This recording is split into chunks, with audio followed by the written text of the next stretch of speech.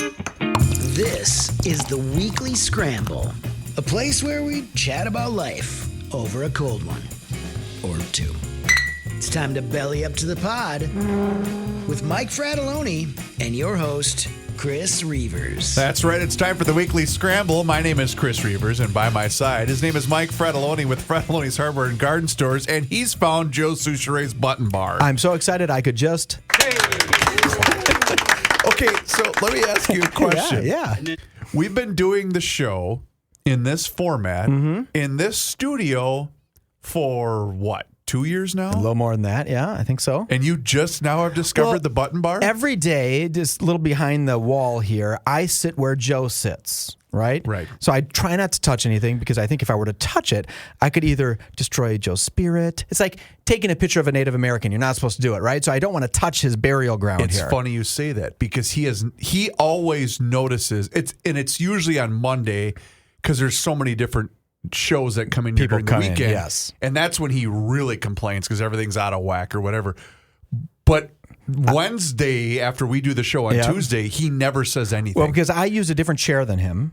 So I scoop my chair out of the way, so his chair is right back. But he always leaves the button bars open. And the button bar, it looks like a sheet with 100 different little icons on it. Right. And some of them say clap, and some of them say fart, and some of them say foghorn. It's a pretty good little thing. And if you look at that wall, it's called a wall page with the smaller page. buttons on there right now because the button bars are the ones that have the big clown buttons on there. These are the wall page, the small ones. And so when you see that, you'll notice on there that some of them that are right next to each other might be the exact same one. Ooh. And the reason for that is your guy that normally sits in that chair, he'll click on it, but then he'll accidentally drag and drop it over to the next one. Okay. Because he does not know how to use that thing. Well, there definitely is, like, the writing is in yellow, and then the box is also in yellow. So I don't know if he can see half of these. No. Okay. Because I'm like, how can anybody read this? Because it's yellow font on a yellow box. To the point where he'll say, "Hey, where's that?" And I'll just say, "Okay, I'll put it over there for you." Yeah, you did that the other day on the show. In fact, I did. He was looking for something, and you were like, "I got that, Joe. I got you." The best though is when we're at the fair, and that's the only time for an extended period where he doesn't have any of that at his disposal. All right. Yeah. Which is always a so good time. the show during the fair is just more about the jocular moments with the crowd. Correct. There's no just fart buttons or Ray Charles or foghorns. I'm just reading some of these fanfare. Right. I really love that. I love the low, medium, and up clap buttons. Oh, you got to have tempo when you're playing. In fact, to the point where I believe the state fair has its. I'm trying to find it here. I think the state fair has its own page, I believe. No, that's somebody else's state fair page. In any event, there's one called Hardware. What do you think that is? I think it's where we rip you. Is that true? No, I'm kidding. Can I play it? Why would we rip you? I don't know. Hardware stores. Can I play it? Sure, go ahead. But I don't care. Here's a man who spends hours in hardware stores, sifting through the nuts nuts. of life. Okay, I'm Joe surprised that one Souchere. doesn't say sifting through the nuts and bolts of life at Fratelloni's hardware stores, right? Should. Like we gotta get that paid for. I don't know. Right. It probably should. You're right. Okay. Well, I love all these. You'll probably hear more of these. You know, we are coming up, and I'm going to talk about this, and I really want someone to do something about it. It's not going to be me, and it's probably not going to be you. But in June, we hit our 10th anniversary, and I think we have to do something for that. Crap. At least we have to have the guys back from Bent Distillery and Elevated Beer, Wines, and Spirits. Maybe Joe Alton. You right? sure it's June? It might be July, but it's June or July. Yeah, hold on. Let me tell you. Here's why I think it might be July. I think it is July. And the only reason I know that, and I think I've mentioned it on this show before, but I remember when we started the show, it was after Tom Pelissero had left 1500 ESPN to go write for the US, to cover the NFL for the USA Today. And the only reason I remember it was July is because his going away party was 4th of July weekend. And the only reason I remember that was because Tom's going away party was a good time. Was it a good time? So and it was 4th of July weekend. The very first time we posted an episode on our feed, right? We were on 1500 and we posted an episode, was June 27th, 2013. And that's 3,540 days ago. Or, if you want to get a little more specific, 9 years, 8 months, and 8 days ago. Okay. 2013. So I think we have to, right on or about July 27th. I'm making a note. Bring some friends in here. You know, I think we should get Joe Alton too, right? Because he was here at Although, I don't think Joe's still in town. I think he moved. Yeah, doesn't he own some bar here? Or maybe he did. I ran into Joe at was it the fair? It was either the fair or at some type of bigger event, and he and I hung out for about an hour. One of the greatest guys ever. Yes. And I vaguely remember him telling me he was going to move, or there was something he was transitioning to something with whatever he's involved with now. And I'm trying to remember how long ago that was. What I really think is funny about Joe is the first episode of the beer show, right? Mm-hmm. I'm a guest on that show. Mm-hmm. So it's you and Joe are the hosts. You're the host. Yep. Joe is your sidekick. He's what I am now. Yep. And I remember watching him thinking, oh my God, thank God we have him because he knows everything about beer. Everything. I mean, not just a little bit about beer. Everything. He knew everything about beer. And I said, we are set to go. And I was just a guest. And then a couple of weeks later, after I had guest been on for a couple of weeks, guest appeared, Joe finds out that the people he works for and works with said, hey, this is kind of a conflict of interest. You can't do this anymore. So he had to come off the show. And what do the smart people at 1500 ESPN do at that time? They say, let's take Fratelloni, who barely even drinks beer. Let's see if he can be the co-host with Reuvers. And the precipitous drop-off of beer knowledge from Joe Alton to me to Frat was like, I'm like, I've had a beer. And Joe's like, well, what kind of beer have you had? A yellow one, amber maybe. And I mean, it was really fun. Luckily, we had the guys from Elevated who came in and filled the breach. They covered for Joe. But why I thought you would fill it. Can I tell you? I don't know if I've ever told you this. Why I thought you would be the perfect person to pair with on that show. Do you want to know why? Sure. Because I had said Mike is the kind of guy that it doesn't really matter what topic you throw Mike's way. He's going to find a way or has a basic general working knowledge of just about anything. That's so sweet of you. No, but I meant it, and I still do today. I always say when Mike and I do quote-unquote show prep, it doesn't matter what I've prepared because Mike's going to be able to find a way to have a conversation about it. Mile wide, inch deep. Yes. Mile wide, inch deep. I got a little bit of everything. And I've long said this about radio because I will get, and it was always a lot on GL because GL has such a big audience, but a lot on either this show or when we used to do the beer show. A lot of people would say, well, come on, Reuvers, don't you know that? Well, I would tell people, oftentimes, and especially when you have a guest on, when you ask a question to that guest, you know the answer to it. What you're looking for is for that guest to go into either further explanation of that given topic or because the audiences might be the audience listening is thinking, well, I want to know about X, Y, and Z from the expert. Well, they don't want to hear that answer from me. They want to hear it from the guest that's on the show. I think it's even harder when the guest isn't very good because then you want to give them a softball question and then they say, where did an amber beer? When did that originate? Yeah. I don't know. 1812. It's like 1812. You're like, thank you. And then but we've been blessed to have fantastic guests. I think we need to get back into the guest business. I do too. I think we need to get back in. I blame myself for the fall off in that. I blame you too. So that's all right. And so what we need to do is, and this is behind the scenes show prep for future shows. I think we need to have a giveaway for our 10th anniversary. What are you thinking? I don't know. I think maybe a grill from Fratelloni's. I'm down. Right? They have those new Weber flat top grills. Everybody's into those now. Is that the one that the bigger name made kind of famous? Yeah, the Blackstone made famous. But you know what Weber does is like someone else will make something and they're like, we didn't believe in your idea for 10 years, but now we're going to go ahead and make one. It's going to be 5 times better than yours. And it's like, so Weber came out with their new one this year and it's gorgeous. Because I know, did a great job. So there, I know someone that made that purchase of that other one. Yeah, the Blackstone. You can say, but we carry Blackstones. We sell a hell you do? Them. Okay. Oh yeah, it's a great grill, but Weber will take half of its sales. I'm glad you brought this up because I need further explanation from someone that knows. In addition to, yep. So, what is its appeal other than you turn it on, it's ready to go? You turn it on, ready to go. You can do bacon, all that stuff that you do inside and make your house stink. You can do it all outside, right? And, I barely grill. And my kid's school was having a charity drive, and I'm like, there's a Blackstone. I'll just buy it. So instead of buying it for myself, I bought it as a charity thing, put it together, and then I used it 7 times last summer, right? Used my Weber 0 times. Really? So because it's so easy. You can do anything on it. You can do pancakes in the morning. So we'd, pull it out and do pancakes and bacon and But all it doesn't, that stuff. does it not? Okay, but then let me ask a dumb question. doesn't it not then have the grill? Like, you don't get grill marks. No, you don't get grill marks. You don't get the smoky flavor. Yeah, but if you're doing pancakes and eggs and bacon, it's something you would never do breakfast on your Weber. Well, this you can absolutely do. You feel like a short order cook. That's a good point. Right? You don't remember Mickey's Diner? Of course. Yeah, when you watch those guys do the work at Mickey's, you feel like I could maybe work at Mickey's. See, because when I first saw those hit the market, and obviously didn't they have like $85 trillion in sales last year? Yeah, they're very, very popular. Blackstone's and a great grill, by the way. When I saw those first come to market, whenever it was, 2 or 3 years ago, I immediately thought of, well, this is a perfect camping to take a camping. Smaller one, yep. You know what I mean? Because you can fire it up right away. You don't have to. It stores nicely. Yep. That's what I thought that they were initially going to market. Yeah, that but too. then they made the big ones that have deep fryers built into them. I mean, there's some really cool. Well, I'm sorry, what? Yeah, it's a flat top grill with two or three different air fryers in them, so you can air fry things. I mean, the world is going to blow your mind when you look at these things. Oh, and they get to be like a couple $1,000 instead of just $299. They get really up there. Hold up a minute. Yeah, check this out. Check this out. You mean to tell me that I can get?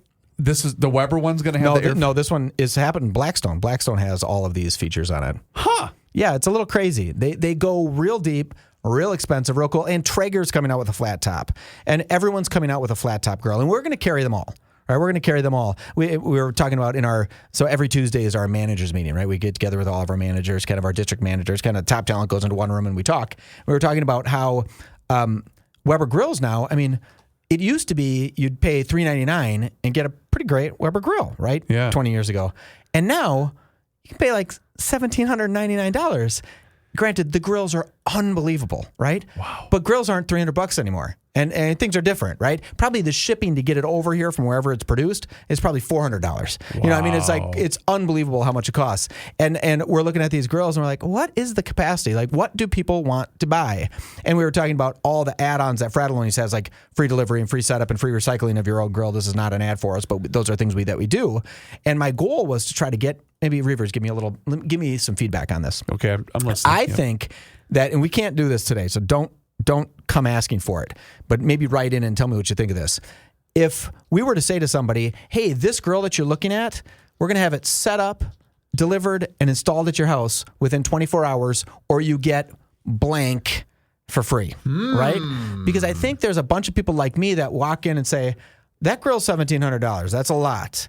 But then the guy says to me, it can be on your deck within 24 hours. Your old one's going to be gone. So you're trying to take a page out of the old Domino's pizza delivery. Yes. Yeah, Okay. 30 minutes or less. But, you know, unlike our drivers probably won't drive around killing people because they're trying to get to someone's house for a pizza delivery. Not that Domino's had ever done that, but you know what I mean? That was why they stopped that. It was a little too quick. But I think that would be and we often are able to deliver within 24 hours, right? Some of our stores, our biggest close is what, you know, and I say close as in to finish the sale, we'll turn to Chris Reuvers and say, we'll follow you home with this. Right? Yeah. We'll just, like, you pay and we'll whip it into our truck and we follow you. So some of our delivery is 15 minutes later. I wonder, what about if you could add, because we're such rubes here. Mm-hmm. We love free stuff. Free stuff, yeah. What if you threw in accessories, or if you threw in, because you guys sell don't you guys sell marinades and all? We sell all that stuff. Yeah. Yeah, that would be good. A Frattellone's care package. Oh, that would be good. A brand new pair of Weber tongs with your favorite marinade or whatever, whatever you're trying to get rid of. Well, no, also, that's all the cool stuff. Put it in a basket. Some of the spices, because we carry all the spices. That would be, you get a Fratelloni's. So one of the problems with that, I know we're in a brainstorm session. One of the problems with that is Webers are sold at what's called minimum ad price. I've heard you mention that before. So you can, like, if it's the $9.99 Weber, kind of everyone sells them at $9.99. And if you state that you do something different than everyone else, you can't advertise that. So no one knows that we really do that, right? So you can't break MAP pricing by giving freebies. Like, we would say, hey, you get $75 worth of steaks from XYZ company. Can't do that because that breaks MAP pricing. So you have to kind of go into the store to find out how we would do something bigger and better. Interesting. And like even the free delivery is kind of questionable. They're like, hey, come on, that's kind of a value. Because free delivery, there is no such thing as free delivery. It costs us a fortune to deliver a grill to someone's house. Right. I mean, you're driving a box truck that gets a mile per gallon. You know, I mean, it's an expensive thing. So, okay, well, we'll think about that, Reuvers. I appreciate you letting me vent on where 50,000 people are going to say, "Oh, Mike, why are you talking about the behind-the-scenes grill sales stuff?" No, but people like that. Yeah, we want to sell a lot of grills this year. All right, so I have a couple of stories for you, and they both involve travel. Love it. And they're kind of tied together since both of them involve planes. And unfortunately, both of them are sad stories to a certain extent. No. But I got to tell you, the reason I'm bringing them up on our show is because I have had nightmares involving these two different stories. Oh, okay. And so I'm wondering what your reaction is going to be. The first comes to us, I believe this is from Connecticut. And I don't know if you heard the story. One person is dead after a private jet suffered severe turbulence that forced the plane to land in a Connecticut airport on Sunday.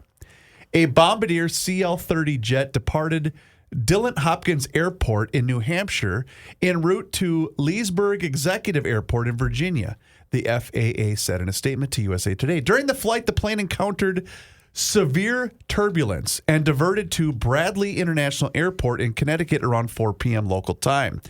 The NTSA board said 3 passengers and 2 crew members were on the jet, and the turbulence resulted in fatal injuries to one of the passengers. The NTSB is leading an investigation into the incident. The aircraft is secured. They have removed the... Okay, so here's the only reason I'm bringing this up.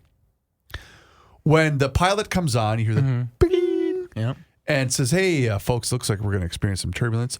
I automatically get the elevator stomach. Sure. Because I hate turbulence on the flight. And I don't know who, nobody enjoys it. That's not really going out on a limb. But I hate it for 2 reasons. Number one, because I know, okay, this is going to suck for about the next 15 minutes, or an hour. 5 hours. Whatever. You don't know. You never know. And that's the other, because you don't know how long it's going to actually last. Yeah. But neither does the pilot. They can see it coming ahead, but they can give you a rough estimate, but they just don't know. But then you see the idiots on your flight that don't, it's fine. It's fine. Yeah. And then, unfortunately, that's what probably happened here was someone didn't buckle in. And unfortunately, they lost their life as a result of Which is a hard way to go, right? You're sitting there in your seat 1 second thinking, I'm a private jet customer, right? You're feeling on top of the world. And that's why, again, no one that owns a private jet is probably going, "Oh, boy, I'd really like to invite Chris Reuvers on." I don't think I would want to get on one. Really? I've always had a fear of being on a small airplane. They are planes are really, really safe. Right? Did you know that? Sure. I mean, commercial airlines, like large-scale commercial airlines in the United States, there's almost 0 fatalities ever. Sure. Right? I mean, I think, if I'm not mistaken, over the last 2 years, there's been 0 deaths in a commercial, large-scale commercial, like at Delta Airlines, 0 deaths due to airplane crashing. Is that true? I think it used to be 1 in every 800,000 passengers. Then it went to 1 in every 18 million passengers. And now it's 1 in every 30 million. I mean, it's some crazy amount how safe it is. Because I guess for me, the way that I'm seeing things develop with travel in this country, whether you're on a train in Ohio or, we had the close calls. Yeah. And you're seeing that where the footage of, remember the footage of the FedEx flight that was trying to land and then a plane pulled out? Just pulled right out. Thinking, this is, how many near misses are we not aware of? Actually, that's kind of the cool thing is they have to report those, because if they report those near misses, then they're not held liable for them. Right? Yeah. So you have to report everything as a pilot, yes. like all of that, because if someone finds out about it later, then you could be held liable, right? Mm-hmm. But if you report it, it's just an accident. Let's learn from it. But this ties into the story, and I don't know you were going to talk about this, but I find it really interesting. This Philip A. Washington, does that name ring a bell? He was the gentleman who ran the Denver airport. And he is now Joe Biden's nominee for the administration of the Federal Aviation Administration to run the FAA. And so some of my Republican friends, right, in the Senate wanted to ask him some questions, right? And Philip just happens to be an African-American guy. He's highly qualified to run a full airport like Denver Airport's a huge airport, right? Highly qualified.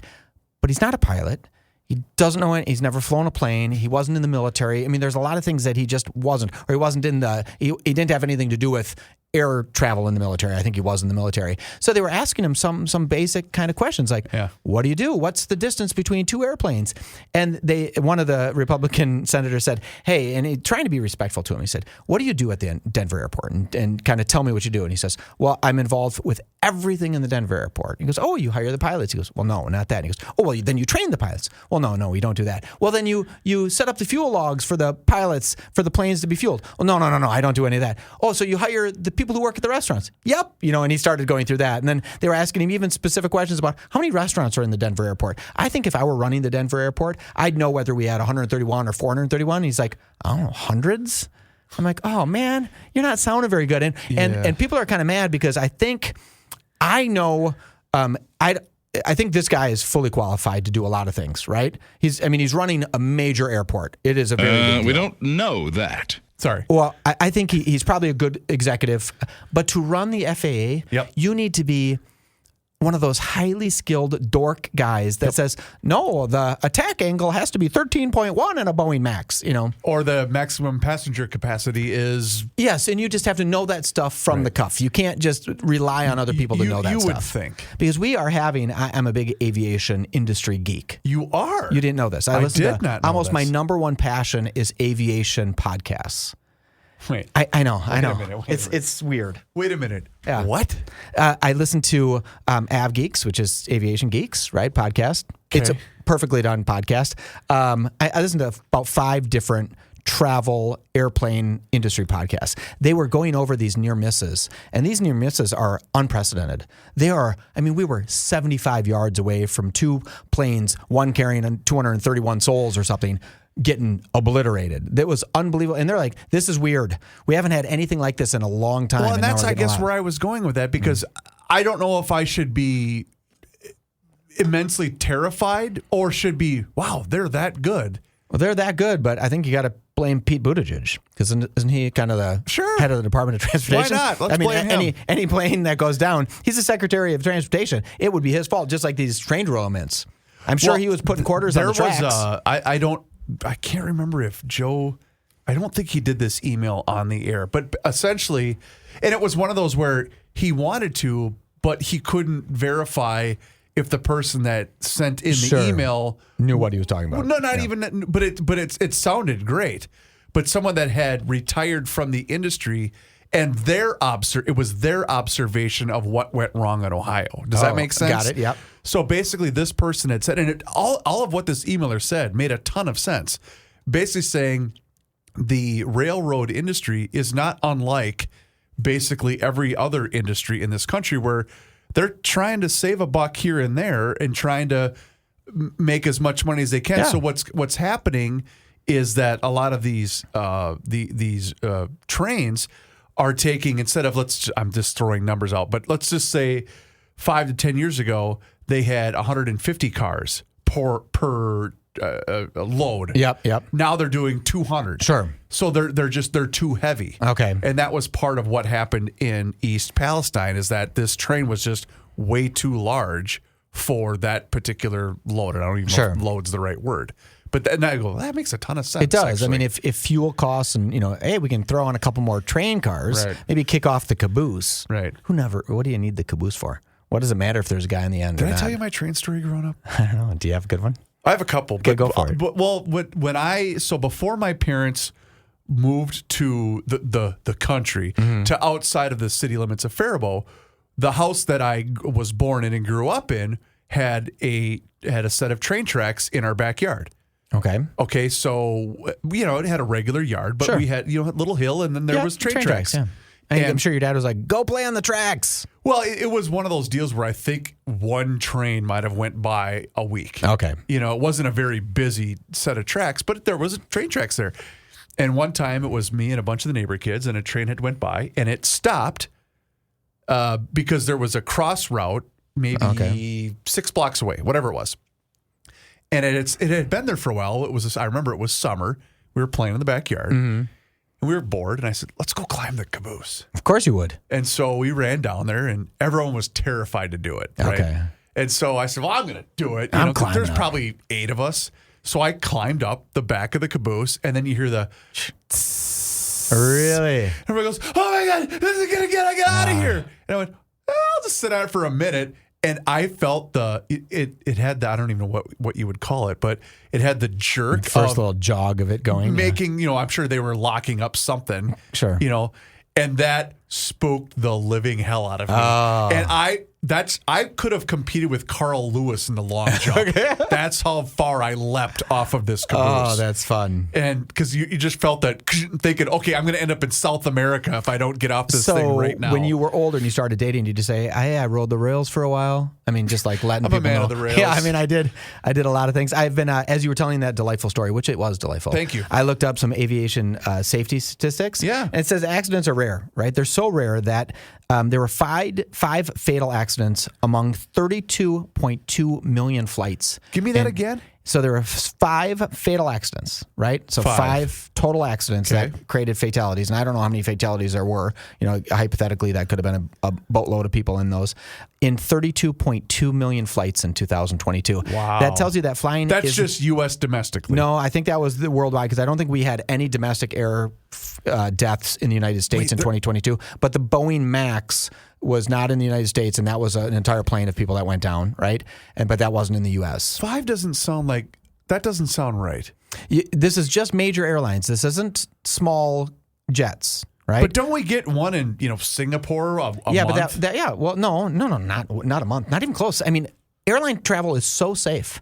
People say that if you were to take care of your car the same way under the same specs that you have to take care of an airplane, you would buy one car in your entire life because it would never be done. It would never finish. Everything would be replaced. The engine would be new. I mean, they just don't let it. You can't make an error on these things. People. Car manufacturers wouldn't go for that. Yeah, I mean, it just doesn't. So they were saying that not only is it safe, but it's safer than almost any other thing you do, including crossing the street. Huh. You have a much better chance of dying crossing the street than you do in an airplane accident. Interesting. Yeah, so I mean, actually, when you look at the stats, it is unbelievably safe, right? I mean, I don't know. That seems pretty darn good to me. I feel kind of comfortable with this. All right. Well, that's good. Now I'm jinxing myself. I'm still kind of boggled that you actually listen to aviation podcasts. Yeah, a lot of them. They're so relaxing, right?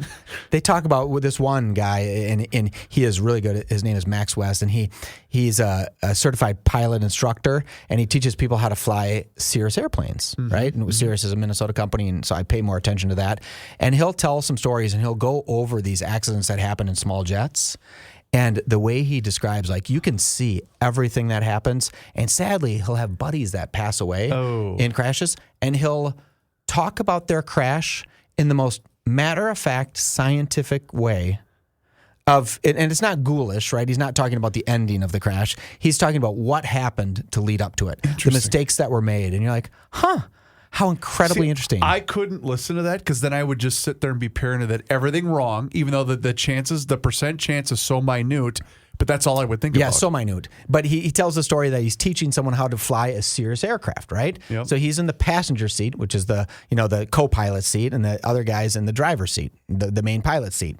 And they take off, and his seat wasn't locked into place. So when the plane started to pitch up, his seat slid back, and he pulled back on the yoke, thus lifting the nose of the aircraft too hard.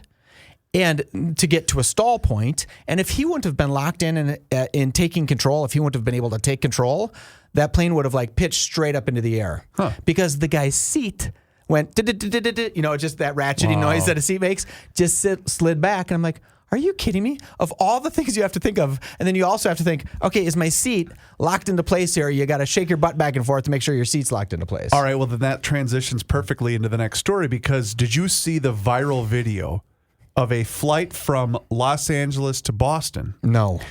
In which there is video of a gentleman, I'm not even going to call him a gentleman, a scumbag by the name of Francisco Severo Torres, who stabbed a flight attendant 3 times in the neck and attempted to open the plane's emergency door, also attempting to get into the cockpit. Are you kidding me? You have not seen this video. And not only have I not seen it, I haven't even heard of this story. When was this? I just saw this pop up today. I don't know. Okay. I believe this is fairly recent. That is down. Brutal. But the only reason I bring this up is because when you watch the video, first of all, picture being on a plane. Yeah. And I don't care what anybody says. We're all working the room. All of us do. When you're walking looking your around, seat, yeah. you're checking who's on the flight. You're trying to get a sense. But I've been on a couple of flights where people have gotten a little bit unruly, right? Sure. And that's when I just think, just stop talking. Just go night-night. Okay, you've had it way too much Yeah, whiskey. you need to relax. It's time for you to chill and just go to bed, right?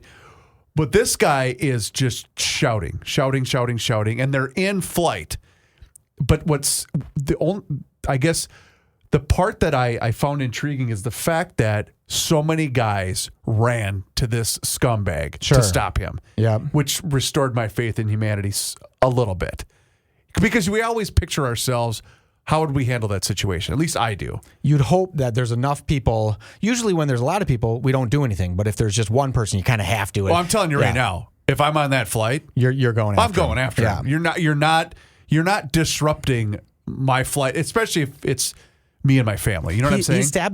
He stabbed this flight attendant with a spoon.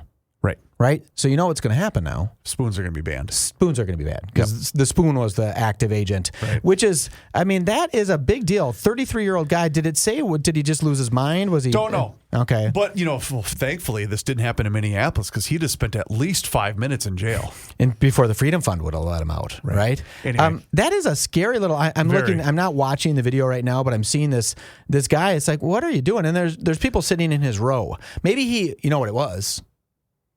He booked an aisle seat and got a middle seat. And he's like, I'm not going to accept this.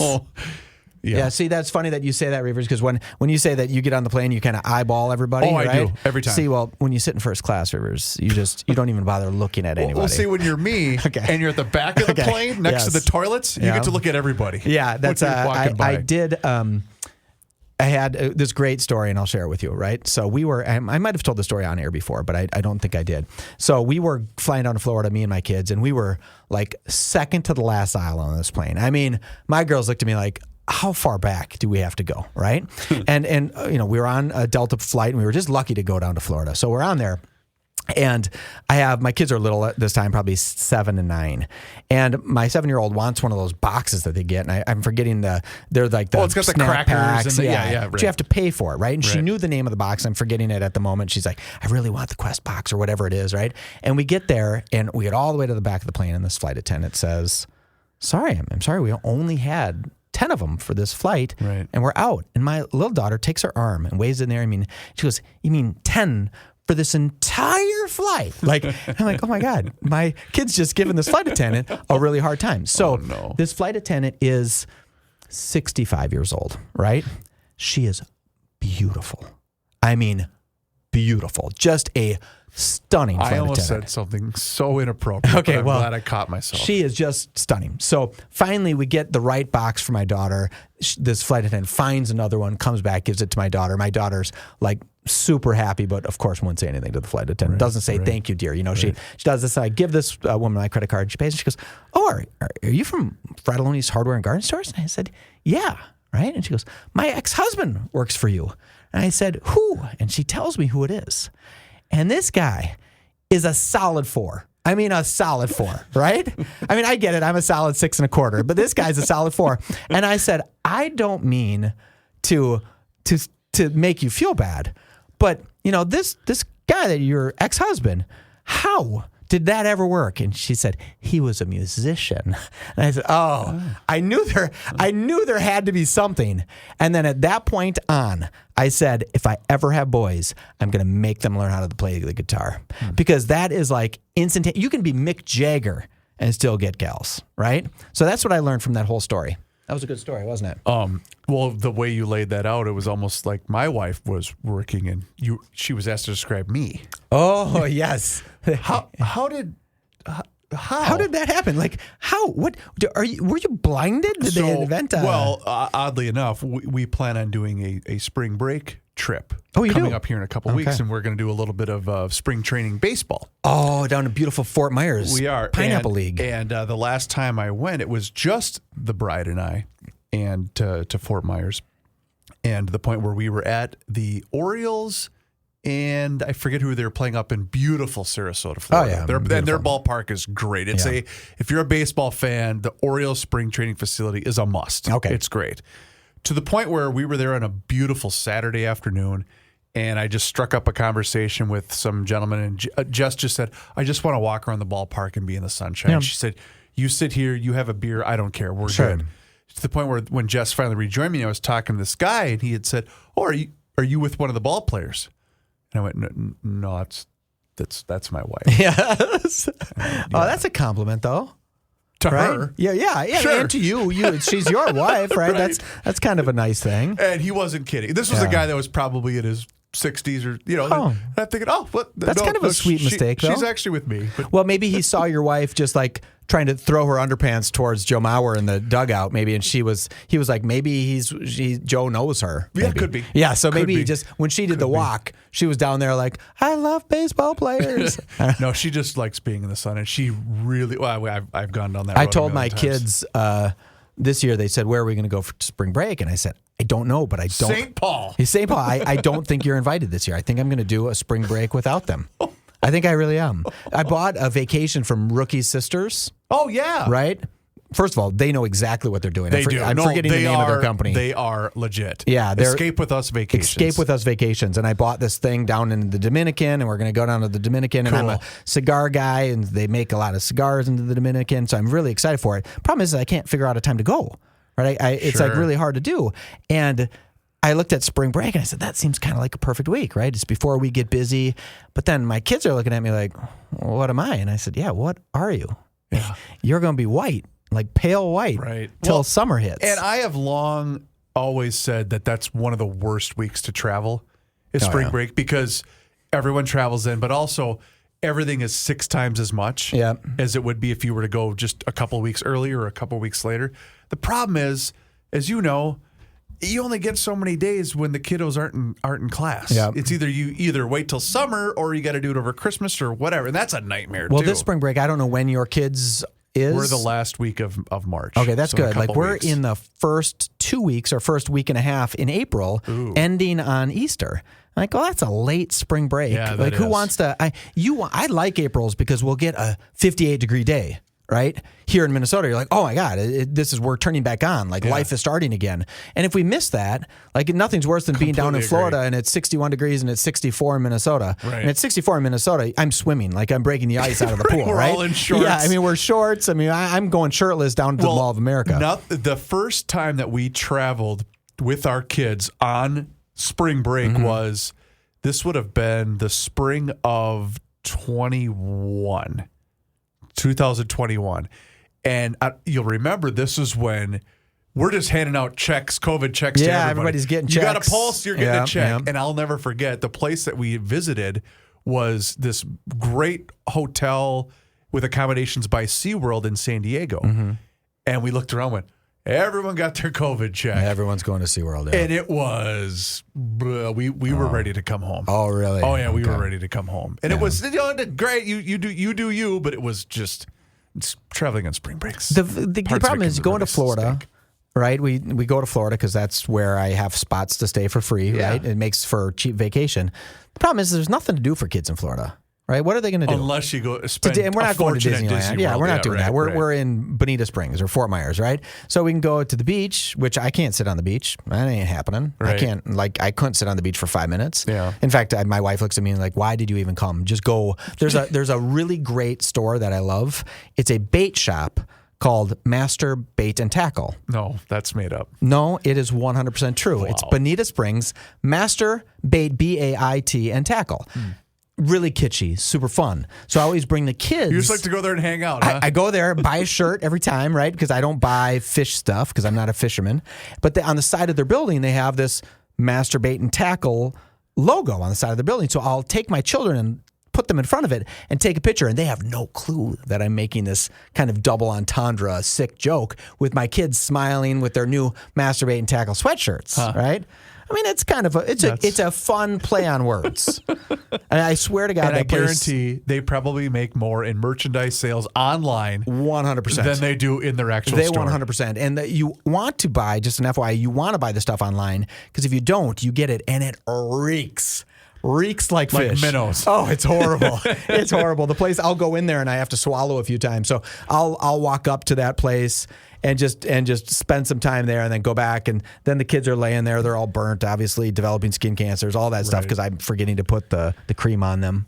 We I'm a really good parent. we covered a lot of topics, didn't we, Mike? Yeah, Reuvers, you're the best. Thank you, Michael. Please do us a favor. Rate and review the show wherever you happen to be listening to the Weekly Scramble. We would appreciate it. His name is Mike Fredoloni. My name is Chris Reuvers. We'll talk to you again next week. Until then, cheers.